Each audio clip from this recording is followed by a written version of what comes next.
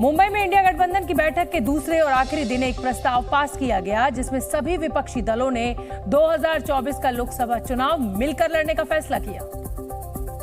इस दौरान सभी दलों ने जुड़ेगा भारत जीतेगा इंडिया थीम के साथ देश के अलग अलग हिस्सों में सार्वजनिक रैलियां करने का संकल्प लिया। बैठक में लोकसभा चुनाव में सीट बंटवारे की प्रक्रिया जल्द शुरू करने पर भी सहमति बनी। तय किया गया कि गठबंधन में शामिल सभी दल आपसी सहमति से सीट बंटवारे पर फैसला लेंगे। इसके अलावा 13 सदस्यों की कोऑर्डिनेशन कमेटी का भी ऐलान किया गया। इस समिति में केसी Venugopal, Sharad Pawar, MK. Stalin, Sanjay Raut, Tejashwi Yadav, Abhishek Banerjee, Raghav Chadha, Javed Ali Khan, Lalan Singh, Hemant Soren, D राजा, उमर अब्दुल्ला और महबूबा मुफ्ती को शामिल किया गया। समन्वय समिति में गठबंधन के 28 दलों में से 13 दलों के प्रतिनिधियों को जगह मिली। कांग्रेस अध्यक्ष मल्लिकार्जुन खड़गे ने इंडिया गठबंधन की बैठक में प्रधानमंत्री मोदी और आरएसएस पर जमकर निशाना साधा और बैठक के बाद प्रेस कॉन्फ्रेंस के दौरान भी उनके हमले जारी रहे। खड़गे ने कहा कि पटना और बेंगलुरु की बैठक के बाद पीएम मोदी का आईएनडीआईए गठबंधन के खिलाफ बयान देना और विपक्ष की तुलना आतंकी संगठन से करना आईएनडीआईए गठबंधन की सफलता है। उन्होंने कहा कि बीजेपी के कुशासन का शिकार देश का हर वर्ग आईएनडीआईए गठबंधन की तरफ देख रहा है।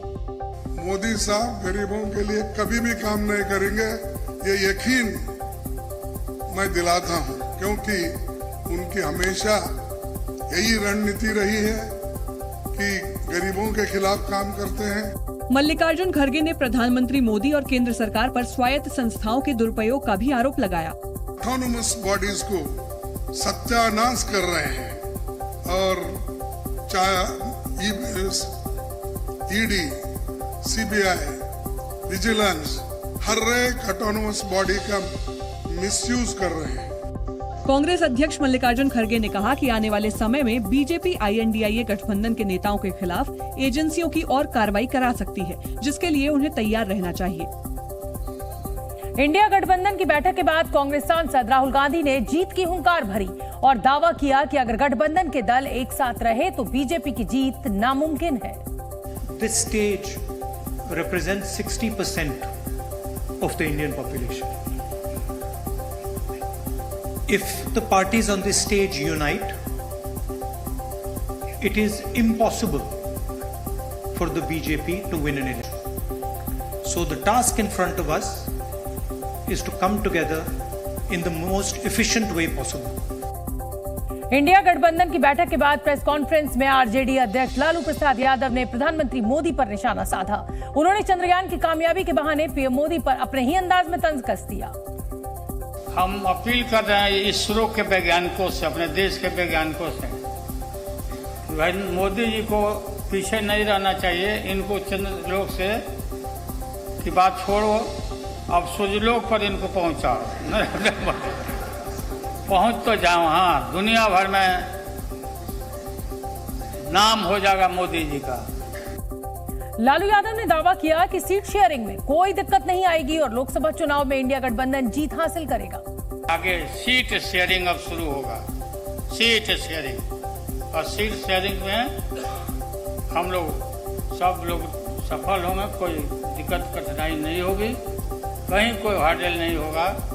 अपना कुछ नुकसान करके भी हम लोग इंडिया को, ये संघ है, हम लोग जिताएंगे और मोदी को हटाएंगे और देश को बचाएंगे। प्रेस कॉन्फ्रेंस में दिल्ली के मुख्यमंत्री अरविंद केजरीवाल ने अडानी के मुद्दे पर केंद्र सरकार को घेरा। इस दौरान अरविंद केजरीवाल ने केंद्र सरकार को अहंकारी बताया। पूरी सरकार एक ही आदमी के लिए काम करने में लगी हुई है। इससे ज्यादा अहंकारी सरकार आज तक कभी नहीं हुई और ये लोग अपने आप को भगवान से भी बड़ा समझने लग गए हैं और जब कोई आदमी अपने आप को भगवान से बड़ा समझने लगता है तो फिर उसका पतन भी जल्दी होता है। इंडिया गठबंधन 2024 चुनाव में एनडीए के न्यू इंडिया को टक्कर देने के लिए बेस्ट फॉर इंडिया नारा देने पर विचार कर रहा है। मुंबई में हुई अनौपचारिक बैठक में इस पर मंथन हुआ। बेस्ट फॉर इंडिया के तहत जिन राज्यों में आईएनडीआईए गठबंधन की सरकार है, उन राज्यों में चल रही कल्याणकारी योजनाओं की लिस्ट बनाई जाएगी और आईएनडीआईए गठबंधन शासित दूसरे राज्यों में इन योजनाओं को लागू किया जाएगा। अभी एक ही बात कहेगा, we are fighting for best of India. INDIA गठबंधन में शामिल दलों की फिलहाल 11 राज्यों में सरकारें हैं, जिनमें इंदिरा रसोई योजना, गोधन योजना, लक्ष्मी भंडार योजना जैसी कई योजनाएं चल रही हैं। बेस्ट फॉर इंडिया के जरिए INDIA गठबंधन ये संदेश देने की कोशिश करेगा कि अगर 2024 में वो सत्ता में आया तो ज्यादा से ज्यादा लोगों को इन योजनाओं का फायदा मिल सकेगा। हालांकि गठबंधन के दलों में सीट बंटवारे जैसे कई मुद्दों पर अब भी मतभेद है, जिनका समाधान निकालने की कोशिश हो रही है। अभी नहीं हुआ, कुछ भी जल्दी हो जाएगा। सीट शेयरिंग मांग की जल्द हो, जल्दी हो जाएगा। इंडिया गठबंधन की बैठक में कई मुद्दों पर सहमति बनी, लेकिन लोगो जारी नहीं हो पाया। बताया जा रहा है कि लोगो पर सभी दलों में सहमति नहीं बनी। क्योंकि विपक्षी गठबंधन ने लोगो लॉन्च करने का ऐलान किया था, इसलिए अब बीजेपी तंज कस रही है। घमंडी लोग हैं, घमंडी गठबंधन है, अपने घमंड से उठ ही नहीं पा रहे हैं, वो क्या जनता की सेवा करें। अच्छा, लोगों में डिजाइन और रंग के ऊपर ही झगड़ा कर रहे हैं, तो ये तो एक प्रकार से पूरा फील्ड है। मुझे लगता है एकनाथ राव शिंदे जी ने ठीक कहा, ये इंडिया अलायंस है, ये अंडा अलायंस बन जाएगा। फील्ड जो है वो पूरी तरह से तुम्हारे लिए स्लिपरी है। आप जो है उसमें चौका छक्का कहाँ मारने जा रहे हो? आपको तो 24 में भी 440 वोल्ट से बोल्ट हो गए। वहीं बीजेपी की सहयोगी लोक जनशक्ति रामविलास ने संयोजक का चुनाव और लोगो जारी न हो पाने पर विपक्षी गठबंधन पर चुटकी ली। नेता नेतृत्व भी बहुत दूर की बात है, जो संयोजक तक तैयार नहीं कर पाए। नीति बनाना बहुत दूर की बात है, जो अभी तक लोगो तय नहीं कर पाए। ये लोग पैनिक कर रहे हैं कि फिर हम लोग पैनिक कर रहे हैं। उन्होंने दावा किया कि चुनाव आने तक गठबंधन बिखर जाएगा। घरेलू रसोई गैस के बाद अब सरकार ने कमर्शियल गैस सिलेंडर की कीमतों में भी बड़ी कटौती की है। सितंबर महीने का पहला दिन राहत की खबर लाया है। देश भर में कमर्शियल LPG गैस के दामों में बड़ी कटौती की गई है। कमर्शियल LPG सिलेंडर 157 रुपए सस्ता हो गया है। नई दरें आज से ही प्रभावी होंगी। G20 समिट में आने वाले मेहमानों की सुरक्षा के लिए दिल्ली पुलिस की महिला कमांडो यूनिट को खास ट्रेनिंग दी जा रही है। फिजिकल फिटनेस से लेकर आधुनिक हथियार चलाने तक इन महिला कमांडोज को हर ट्रेनिंग दी गई है। अगर टेररिस्ट ऊंचाई पे बैठा है तो हम बिल्कुल उस पे आसानी से जा सकते हैं, चढ़ सकते हैं। इसके हमें ट्रेनिंग दी गई है। मुंबई पुलिस को ताज होटल को बम से उड़ाने की धमकी मिली है।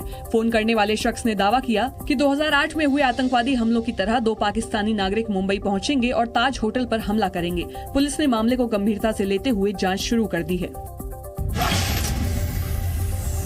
G20 के दौरान बाजार बंद करने के फैसले को लेकर दिल्ली के कुछ व्यापारी संगठनों ने नाराजगी जताई है। Confederation of all India traders ने दिल्ली सरकार के बाजार बंद करने के फैसले पर फिर विचार करने की अपील की है। संसद का विशेष सत्र बुलाने के ऐलान के साथ ही केंद्र सरकार ने एक देश एक चुनाव की दिशा में पहला कदम उठाया और इसकी संभावनाओं पर विचार के लिए एक कमेटी बना दी, जिसका अध्यक्ष पूर्व राष्ट्रपति रामनाथ कोविंद को बनाया गया। कोविंद के नाम का ऐलान होते ही उनके आवास पर गहमागहमी बढ़ गई। इस बीच बीजेपी अध्यक्ष JP नड्डा भी कोविंद से मुलाकात करने पहुंच गए, जिसके बाद इस मुलाकात के सियासी मायने निकाले जाने लगे। अभी नया नया जो विषय आता है देश के हित में, उसका तो चर्चा तो करना चाहिए। तो चर्चा करने के लिए कमेटी रचा दिया गया है। तो इसका अर्थ ये नहीं है कि कल से ही हो जाएगा, ऐसे तो हमने थोड़ी कहा है। सरकार ने 1 नेशन 1 इलेक्शन के लिए कमेटी तो बना दी है, लेकिन उसके लिए इस फैसले को लागू करना और इस बारे में कानून बनाना आसान नहीं होगा। दरअसल एक साथ चुनाव कराने के लिए कई विधानसभाओं के कार्यकाल में मनमाने ढंग से कटौती करनी पड़ेगी, जिसका विरोध होना तय है।